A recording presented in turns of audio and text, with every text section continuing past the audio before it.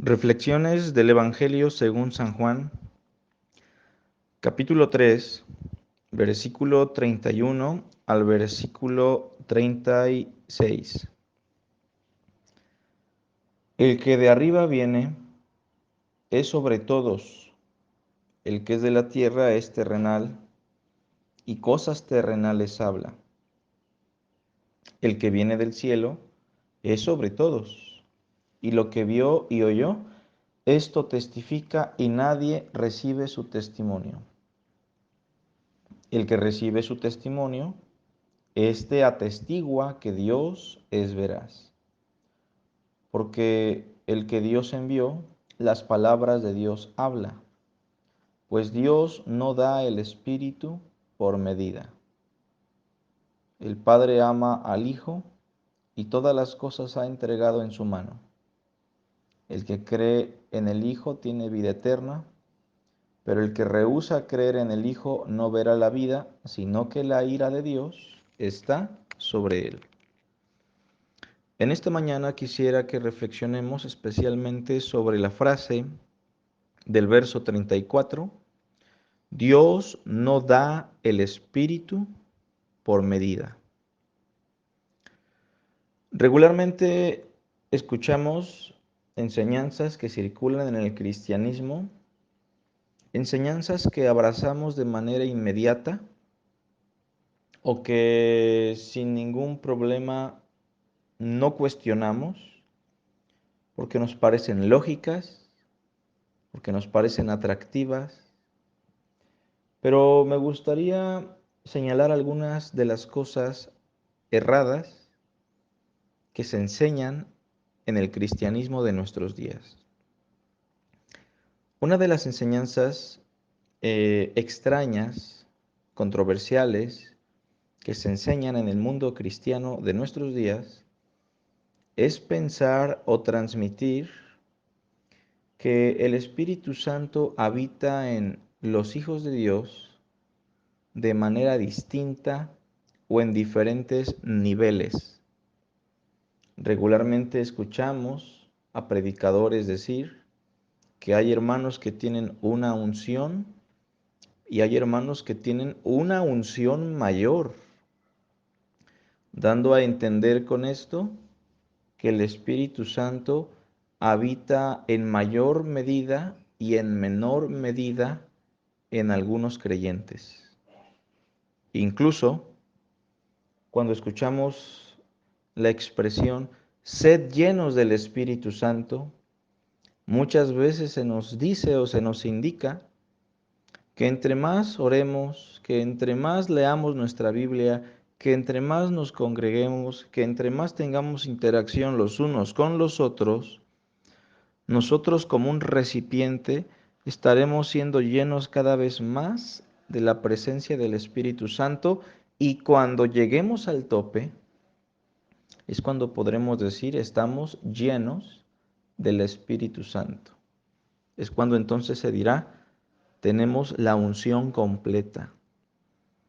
Pero a partir del texto que leemos hoy y hablando de Cristo que venía de arriba, en quien moraba el Espíritu Santo, Cristo nos dice que así como Él, Juan y todos aquellos que dan testimonio de la verdad, lo hacen por el Espíritu. Verso 34. Pues Dios no da el Espíritu por medida. Es decir, en todos nosotros, en todos los creyentes, el Espíritu Santo habita de la misma manera y en la misma cantidad o magnitud. Ningún hermano tiene una menor porción o una mayor porción del Espíritu de Dios. Todos tenemos el Espíritu Santo en la misma porción. Esto es importante destacarlo porque se promueve una enseñanza que se traduce en discriminación y en acepción de personas meramente por ignorar los textos bíblicos que nos hablan de la regeneración. Tito 3, versículo 5 nos dice, nos salvó no por obras de justicia que nosotros hubiéramos hecho, sino por su misericordia, por el lavamiento de la regeneración y por la renovación en el Espíritu Santo. Verso 6, el cual derramó en nosotros abundantemente por Jesucristo nuestro Salvador. El Espíritu mora en todos nosotros abundantemente. Bueno, entonces, si todos tenemos el Espíritu en la misma cantidad o en la misma magnitud, ¿por qué San Pablo dice, sed llenos del Espíritu Santo?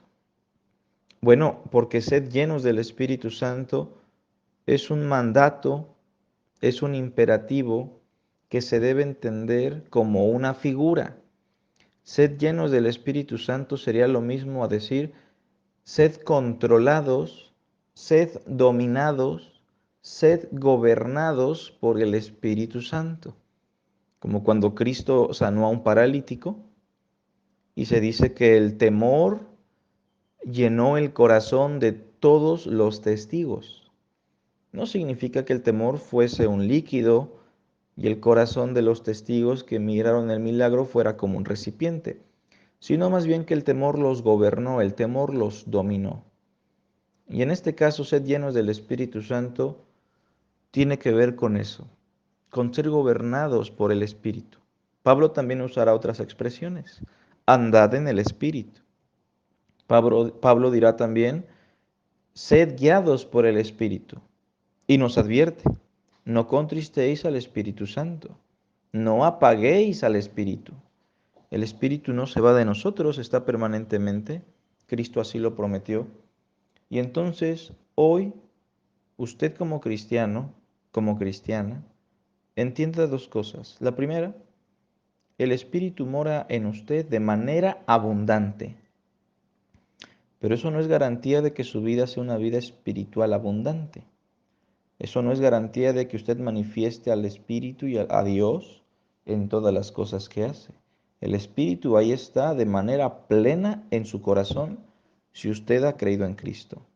Pero la segunda cosa que usted debe de entender es que para que usted realmente manifieste el amor de Dios, para que usted realmente manifieste la presencia de Dios en su corazón, usted debe someterse, usted debe dejarse guiar, usted debe dejarse usar por el Espíritu Santo.